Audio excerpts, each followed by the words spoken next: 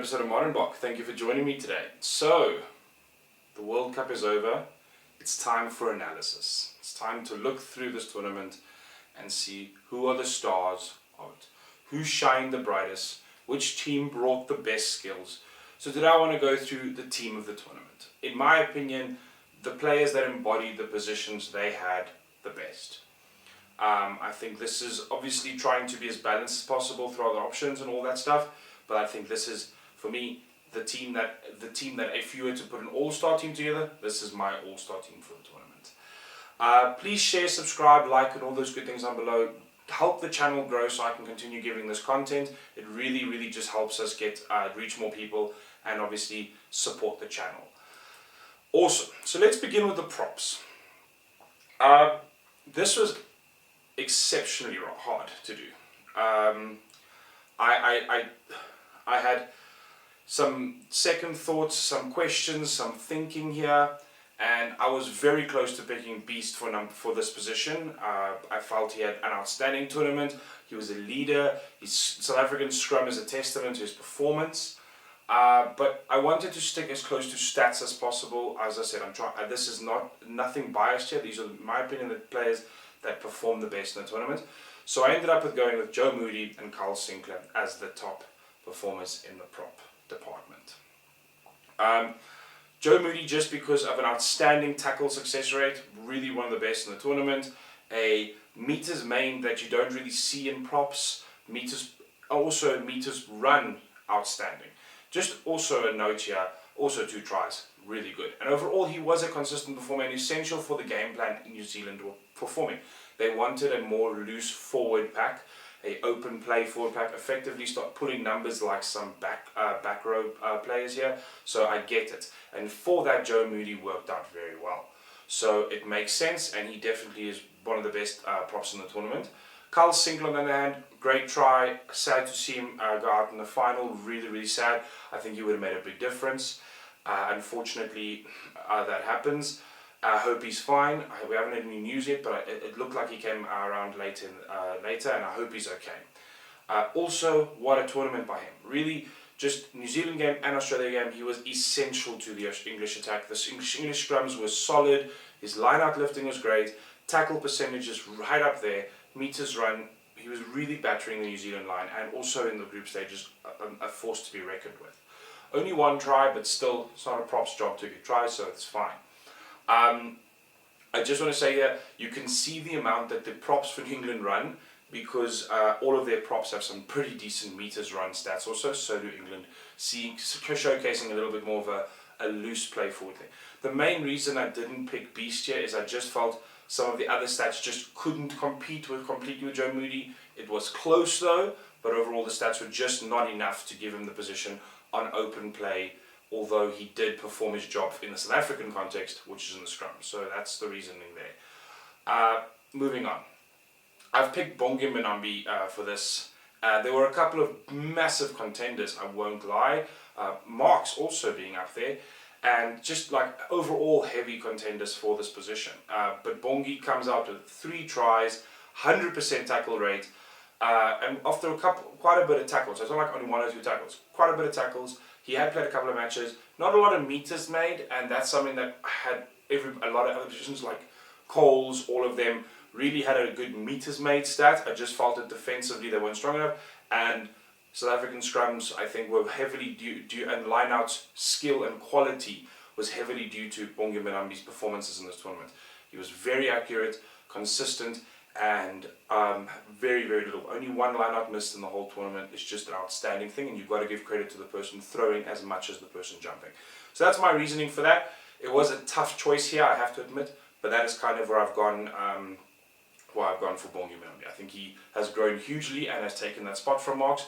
But it's nice to see that competition between both of these actually relatively young players who still have another World Cup in them, and seeing who can continue to make South Africa's #2 spot so in depth and so have so much depth. So that's really good to see. Moving on to the locks. Again, a very tough area. I'm not going to lie. You've got players I couldn't get into here. Laws, Retallick, all of these. I mean, even Whitelock.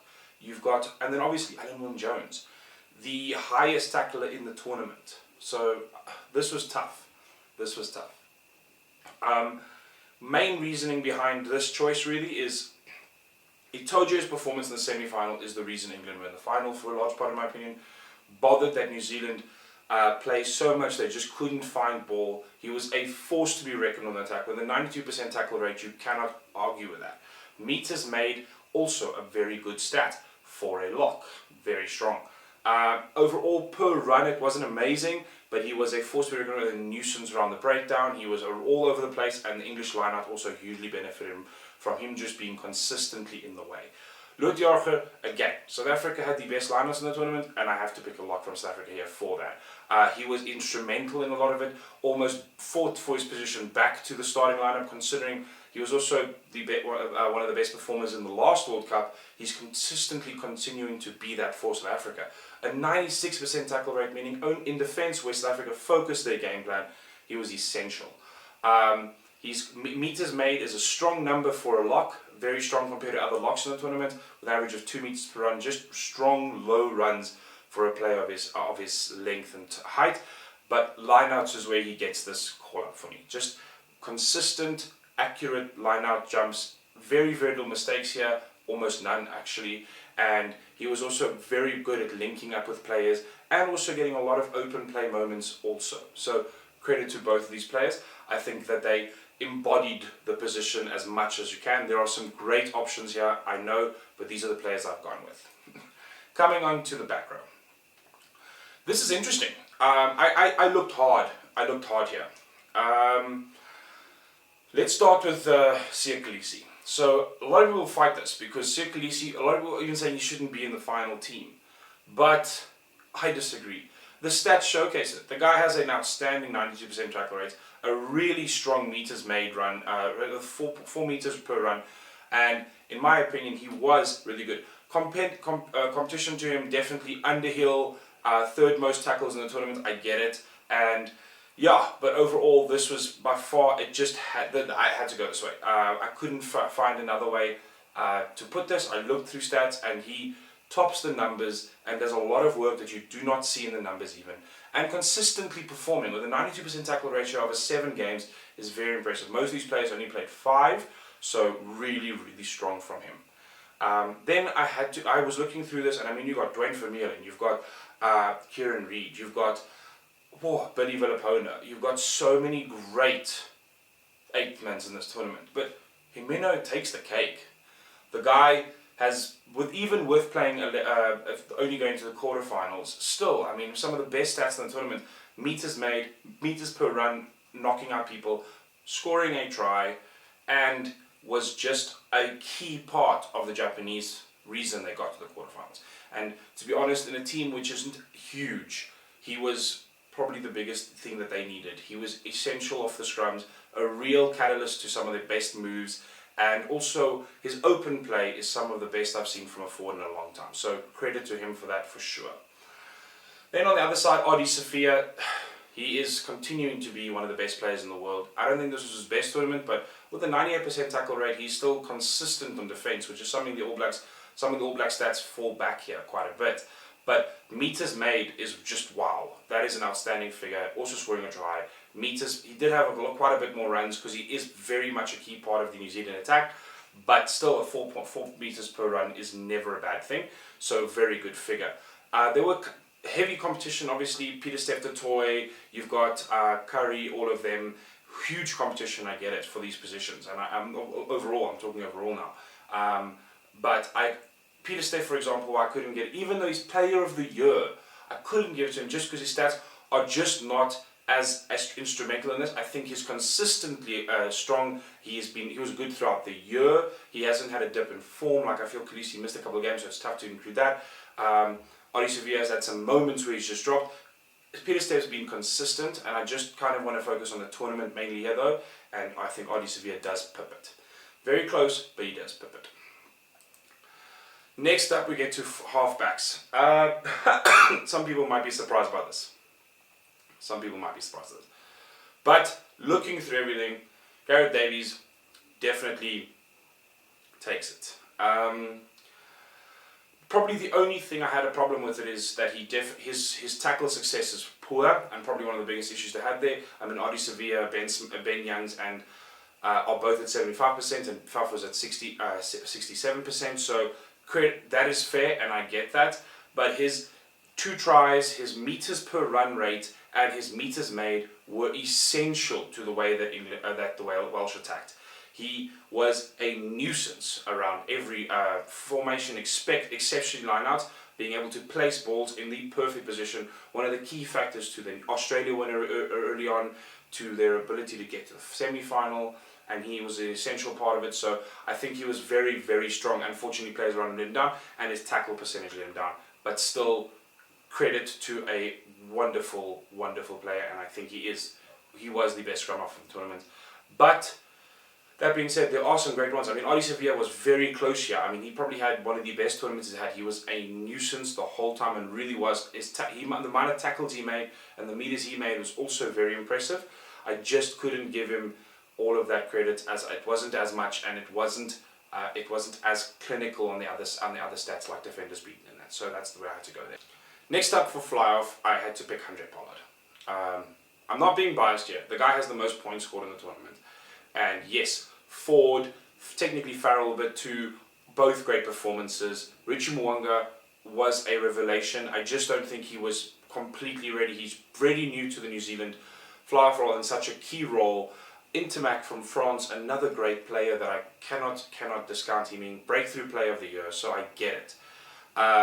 But Pollard does get the most points scored here. He built up and made sure he kept his head, improved his running attack quite impressively. Tackle success wasn't amazing, but it was still good for that position because it's quite a hard run at position. Some other players fell down here quite a bit, but meters made still very good at a 4.8.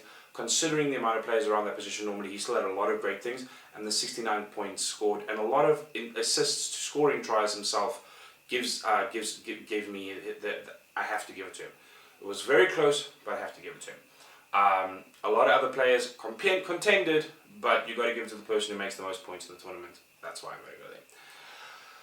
Next up, centres. So this was really tough because I mean you had De Arlander, Farrell in this position too. The guys everywhere. Wales also got some stunning players with Parks and that, so I get it. I don't want to take away from it, but LIENERT-BROWN, up and coming, and continues to be probably the greatest prospect for New Zealand, and I cannot wait to see him in more tournaments. The guy's tackle percentage tops anybody else in centre, and that's why I chose it, considering the essentialness of this position and why he's a key part of their growth. On the other hand, also runs like a beast. He topped most of centres in this position. Also, 5 meters per run, meaning every run he pretty much got the game line effectively. 2 tries. It was just a consistently strong performance from him. Only 5 games, yes, but he consistently performed in those, and I think he's growing into this position. I think those figures will go even up, so even higher. So that's why he's definitely a centre to watch, and overall really good. De Arlander improved hugely, but I don't think he just doesn't topple him just. I think it works with South Africa's style, but just not just. Next up, I had to go. This was a tough one. I was quite surprised because I was most likely going to pick Tuolangi in this position, but I don't think he's had the tournament that everybody expected him to have. Probably one of his poorest showings in the overall. I think he was better about a year or 2 ago. So that was sad to see. Goodhue was competing here quite hard. I really had to choose that, but defense and attack, outstanding. Considering the amount of tackles the guy had to make, I don't have that here, but wow, you don't understand. Damn. 82% in that position is really good. Goodhue though did definitely beat him out there with 96, so it was close. But the 2 tries that he's got, the average meters per run is where also tops it. It was very, very impressive. Though did have, and the other thing that I really felt was essential and why Arm has to take this position. Goodhue, we had got 8 defenders beaten. Arm goes for a, yes, only 6, but 11 clean breaks, and essential part of the South African try to win the World Cup. So overall, he's growing into this position. He's very new to centre for the year and has been just cataclysmically grown into it. So credit to him. I think he definitely deserves it, and I cannot wait to see what he just does better throughout the years. And I think he's got a couple of great years ahead of him. Coming up to the back three now. This was tough, and people are going to be shocked by that centre choice. I know. Hear me out. I had a lot of... this was a tough one. Let's start with the wings, though. MAPIMPI on the one side, 6 tries, cannot discount it. The first South African to ever score a try in a final. Wow, 87% tackle rate, one of the best on the wing. You've got to give credit to that. 395 metres made with 10 metres per run. Just every time he had the ball, he was a nuisance. Really, really strong figures. Overall, wow. 18 defenders beaten, 12 clean breaks. You cannot discount the amount he brought to this game and this tournament. He was essential. And many people wrote him off for a large part of it. And he continued to show the athlete he is. And I cannot wait to see him grow into it. He's understanding the South African defensive pattern better and better. And I think that number would be even higher on the going forwards in games as he's improved it every day. Every game he's played, he's improved it. So, wow. Next up, Anthony Watson. This was a surprise to me. But he is, wow, 27 defenders beaten and 10 clean breaks. Tactically, he was astute and he stood exactly where New Zealand was kicking the ball. Richie could not miss him in the semi-final. He was a little bit less of a nuisance in the final, I agree. But the 8.8 metres run, or nearly 400 metres made, 96% tackle rate, really essential to that, especially if you're playing a team like New Zealand. Wow. He was consistently strong throughout the tournament and has that kind of the tackle rate for a wing is very good. Considering the situations they normally placed in, he was able to really close down it and hold off teams in that wing, so credit to him. But obviously also, Josh Adams, I do have to give him a shout out here. 7 tries, most of the tournament, I agree, really, really good. But his tackle rate let him down. With only 77% tackle percentage, unfortunately, at a key position like that, where most teams are targeting out wide, he unfortunately let the team down hugely. He did get 18 clean breaks though, so yeah, that's really good. I think it's the most in the tournament as far as I know also. So 7 tries, give it to him, but unfortunately it just wasn't enough. Another player I want to credit, Samuel 400 metres made is probably the major reason I just couldn't get him there because unfortunately his tackle wasn't strong enough and he only had the 4 games. But 400 metres made in 4 games is amazing. That's 100 metres a game. So he's probably one of the best wings attacking wise in the tournament. Defence let him down a little bit, but overall great and credit to him. So good shout out to Semi. I think he's going to become a force to be reckoned with and continue to be a force to be reckoned with. I couldn't pick Colby for this. It was very close, but Colby just unfortunately missing a game here. He did have his 3 tries, which credit to him. 21 defenders beaten. And yes, very close. But I think Watson just pips him with an amazing tackle success and overall more meters made running. So credit to him. And I think it also leans to the fact that England definitely played to their wings more, but still I'll give it to Watson. So let me explain my WILLIE le Roux situation. Beauden Barrett was close here. I almost chose Beauden Barrett, and I thought I was going to choose Beauden Barrett almost immediately when I started this whole thing. Elliot Daly also good, but I don't think he was strong enough overall in the stats. It was average for him. Beauden Barrett, 460 metres made most of the tournament, so damn, I agree. 56% tackle rate though, no, you can't. You just can't. That is a key tackle position. 56% tackle rate is just not good enough. And that's where I had to draw the line. I just said, no, you're missing nearly half your tackles. You can't do that. So I decided to drop that. And WILLIE le Roux is consistently across the board for the team strategy. Yes, 200 metres made only, but he did make 4 per run, very similar to Beauden's figure. Beauden had quite a bit more runs. Yes, no tries. I agree, Beauden had more tries. But the tackle success rate here is where I just have to put it. I have to. The guy had a lot of knock-ons, I agree, but he was able to put a lot of key plays in position that when needed, and he did consistently perform in his key position, which is defence. He was a very strong defender, and scramble defence was essential. He was essential in that. The final also showed some of his high ball skills, so he did redeem himself in the final. It wasn't the greatest performance, but I think he's still one of the best fullbacks in the world, so I have to give him this. Beauden Barrett was close, so was Elliot Daly, but I just couldn't get there. But yes, guys, those are kind of that's my team, that's the top team for the tournament. Please let me know your opinion. What is the team you think is the best in the tournament? And why? I want to hear it all down below. Let's converse. Thanks, guys. Cheers.